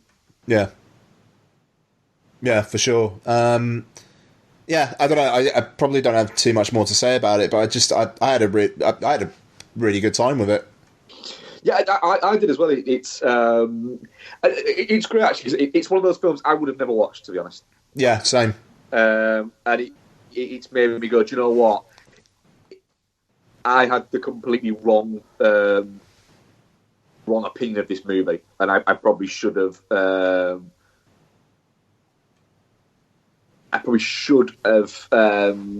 it a little bit more, sort of looked into it a little bit more, I would say.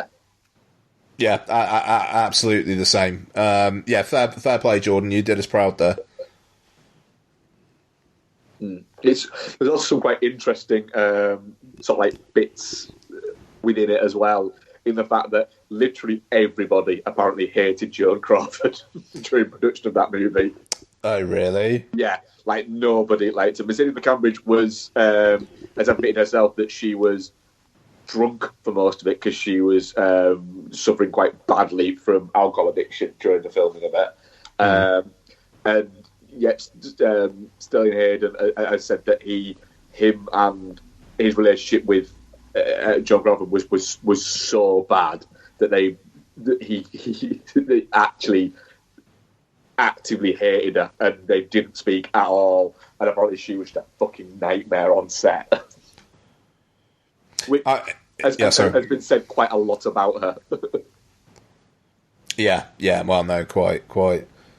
Did you do a poll for this, or I didn't actually on this one? I probably should have. Really. Nah, fair enough. Cool. Okay, so let's do some Twittering. What have we got? We have. I'll do our question first, and then I'll do the questions that we've received. So let me just get to the responses for our question. So our question for you this week, guys, is what's your favourite film soundtrack? Not score, soundtrack specific. Rick J. Kidd, Trainspotting. The film is iconic, especially in Scotland, and the soundtrack is just iconic. So iconic, it convinced the BBC to take a song which is allegedly about taking heroin in the park and make it their children in need single the next year. That was pretty funny. It was, and I was doing, remember that, yeah. And then there's a lot of very questionable people on it as well, where you look at it and go, yeah, children in need, yeah. John, Emre AFC, would have to say Streets of Fire. It's a great choice, that. I own the vinyl of that. Paul Dyer, mine changes, but The Crow is the one I always go back to. Solid choice there. Ryan Andrews, too many to choose one, but Hackers is up there. Hackers is a fucking great shout. It is actually a really good shout. Oh, fuck. Yeah, I thought that. X-Rental at Paul Llewellyn. Natural Born Killers is up there for me. So, yeah, that's a good one. I think we actually got some more responses when I retweeted this out. I'm sure Noel responded to it, didn't they? Where's that? Why isn't that covering our responses? Let's have a look. Let me just find this. Where are you, Noel? There you are. What's yours for this, Ian? Kill Bill Volume 1 came to mind for me, actually, weirdly. Because there's some really good instrumental stuff in there as well. Yeah. I will at least once a week hum the, what is it, tune? That's like the tune from it. Yeah. Yeah, I will do that quite frequently. And literally while I'm just walking around the supermarket. And very occasionally you'll get somebody who'll join in. Nice. Noel said, I've got 3, Bill and Ted's Bogus Journey, Last Action Hero, or Black Roses. Yeah, he also put, okay, I've got 5. I'm adding Rocky 4 and Transformers movie. I'm done. And then Thackeray says The Bodyguard. The Rocky 4 is a great show, actually. Again, another one I've got on vinyl. Nice. Yes. I mean, the reason why I picked this is because the soundtrack to Triple Frontier is really, really good. Yeah. Oh, yeah, man. Like, I was thinking that watching the film. It's like, yeah, he's got Netflix money now with the fucking licensing he's having to do with this. Yeah, you've got fucking Metallica in there, Fleetwood Mac, Creedence. And it's like the Fleetwood Mac one is in a fairly innocuous scene as well. And it's a great musical drop. Oh god, yeah, no, absolutely, yeah. I mean, the chain's a fucking banger, but it's I don't know. It's weird that, like, because the other ones like Metallica, it's like booming at the start and whatnot, and I don't know. It's odd, just odd. Yeah. High Fidelity got to be up there on this one for me. Yeah. Okay. Great soundtrack that. Judgment Night. Mm-hmm. Judgment Night soundtrack is fantastic. You know, mixing a load of really good sort of hip hop artists with grunge artists to create a really what is it? I mean, there's you know, I frequently listen to the Judgment Night soundtrack. You know, I was listening to it just I think literally like last week, and there's a great song on that soundtrack by De La Soul and Teenage Fan Club. Nice. Called Fallen, which is fantastic and actually is used magnificently in the movie. Fucking hell. I really, really, really hope that UK iTunes get that film on there very fucking soon, or one of the streaming services get the licensing for it. Because that film deserves a bit of to find a new audience. Yeah, nice. Right, and the questions that we had. Right. So Noel asked us, if you had to pick a director to have quit at their peak, what director and at what point in their career? By the way, Bradley Porter actually answered this with Rob Reiner, which is a really, really good shout, actually. Yeah, it is. And I think, well, what would you say? Misery would maybe be the right place. A Few Good Men, I would probably say there would be the place where you'd pick for him to. I'm trying to look. See, yeah. So you've got This Is Spinal Tap, The Sure Thing, Stand By Me, The Princess Bride, When Harry Met Sally, Misery, and A Few Good Men in 8 years. Yeah, that's fucking staggering. Just the genre hopping as well, man. He's like the Ridley Scott of his day. Yeah, yeah, fucking hell. They are some really fucking cracking movies. Yeah. What have you got on this one? So maybe not his peak, but enough. I don't know how Dario Argento just didn't quit at Donald Pleasance's monkey getting revenge at the end of Phenomena. Yeah, that's a strong shout. Like you stop there. Like that's peak cinema. Yeah. Like and that fucking the soundtrack for Phenomena. It's mental. Like I swear, the scene where Donald Pleasance his body is being taken away by the police. There's just fucking Motorhead screaming in the background. I think you're right on that one. Yeah, like it's just Lemmy fucking like going at it while it's just Donald Pleasance being like covered up and taken away. It's fucking. It just. Yeah. Oh. But then sorry, just Phenomena, man. Yeah. No, that's another strong shout. I would go for. Can I go John Carpenter? But what are you going to stop at? That's it. You see, I'm looking and going, do you know what? I wouldn't want to, because Village of the Damned, In the Mouth of Madness, and Escape from LA are all good, and he hasn't really directed much since then, so I don't think I can have him. I think I'm wrong in that one there. You could do. Try to think of who else you could go with. All right, I think I might have one. I think there's an argument to say Francis Ford Coppola. Yeah, sure. And let's have a look, see where you'd finish it. Because he did some decent stuff in the 80s. It wasn't all shite in the 80s, but then he did go off a fucking cliff, and we might be able to get rid of Godfather Part 3 here. So let me just get to his full... Jeez, where's your fucking filmography and your fucking Wikipedia? There you go, you twat. So I would say... I mean, we might need to get rid of... We might need to lose Bram Stoker's Dracula, but are any of us that bothered about that? Peggy Sue Got Married. That's where we finish it, 1986.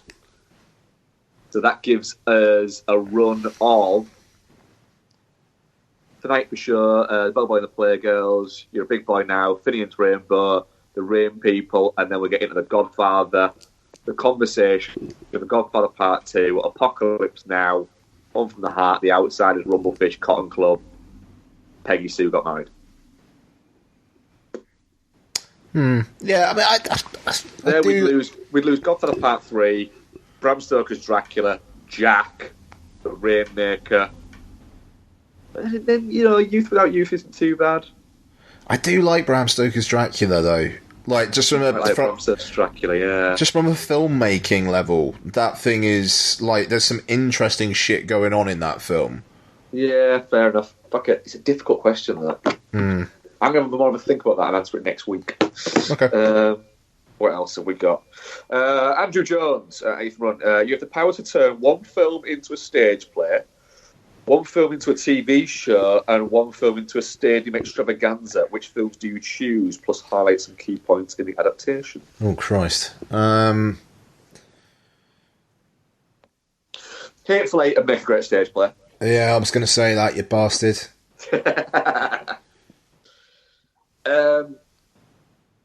Film into a TV show.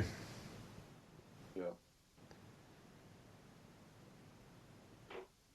Trying to think.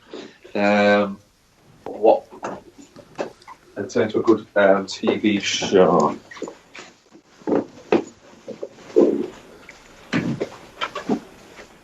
Oh, Becky's actually back now, so you can get involved in this question, Bex. Hey guys. So we're answering the question, Ethan wants question. You have the power to turn one film into a stage play, one film into a TV show, and one film into a stadium extravaganza. What films do you choose? Stadium extravaganza, Planet of the Apes. I know they did it in The Simpsons, but I want to see Dr. Zaius. Yeah. So I've picked the stage play of Hateful Eight. Do you need to pick the TV one now? Oh no, can't I do the stadium one and say I want to see the Greatest Showman? No, because it's happening, so you can't have that. Oh, damn it.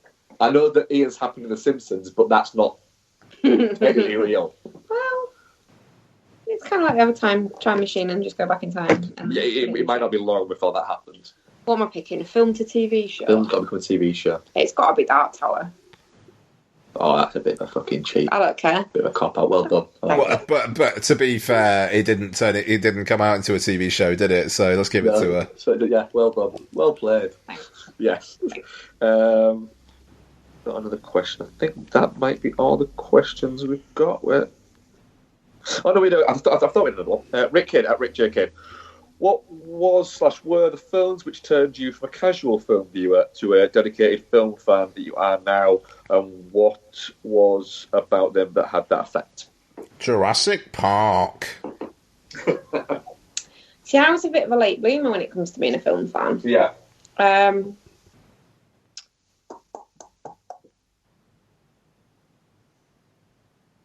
You're not going to like my answer, though.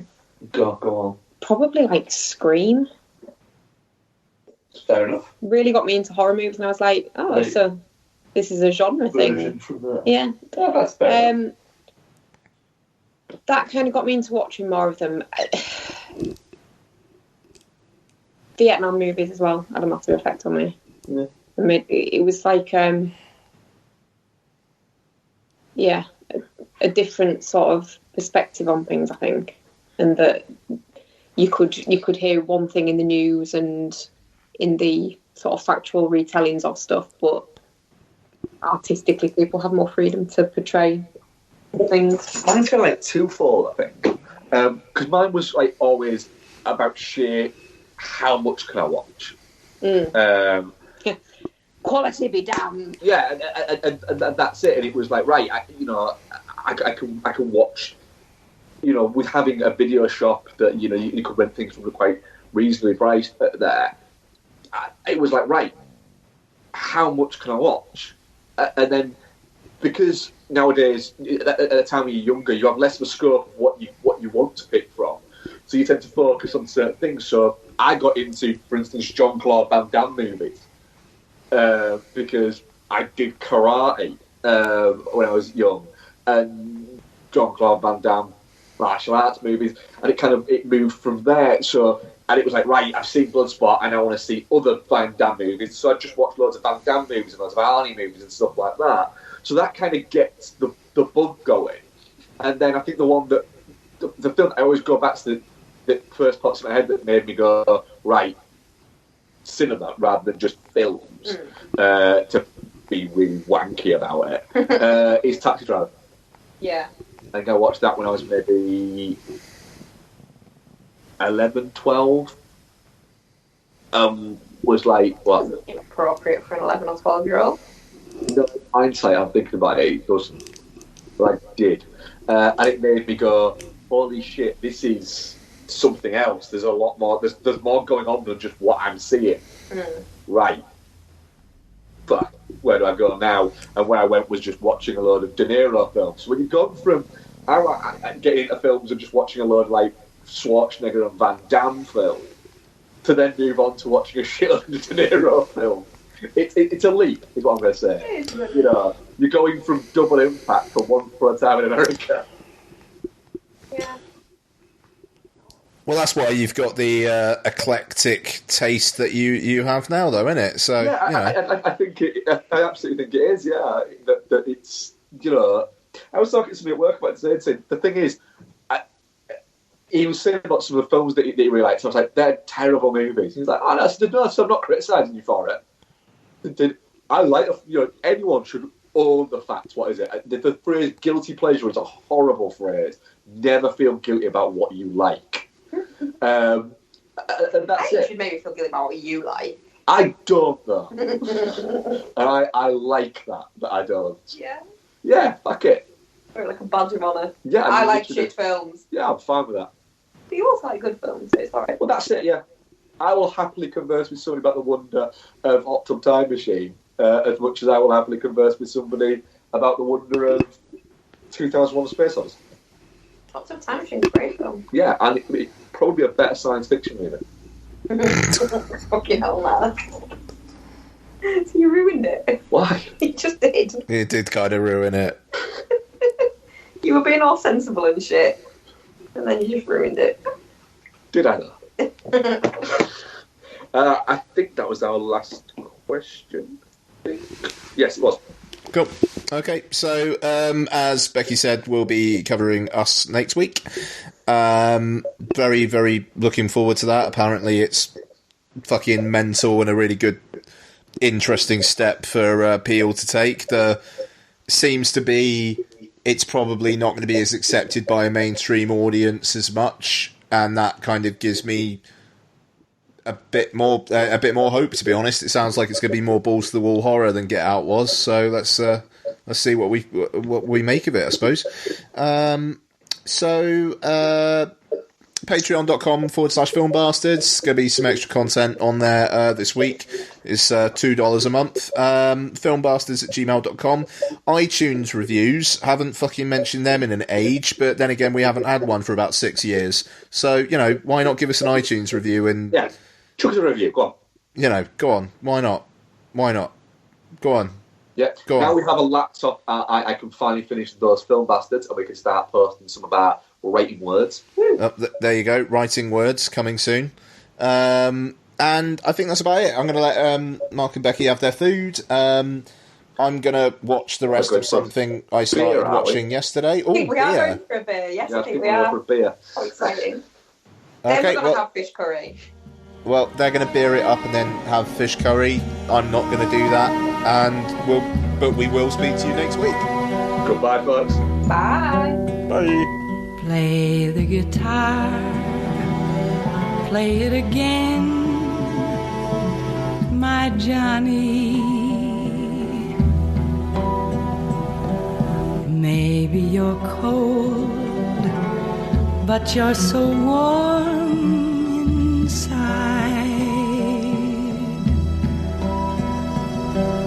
I was always a fool for my Johnny, for the one they call Johnny Guitar. Play it again, Johnny Guitar. What if you go? What if you stay? I love you. What if you're cruel? You can be kind, I know.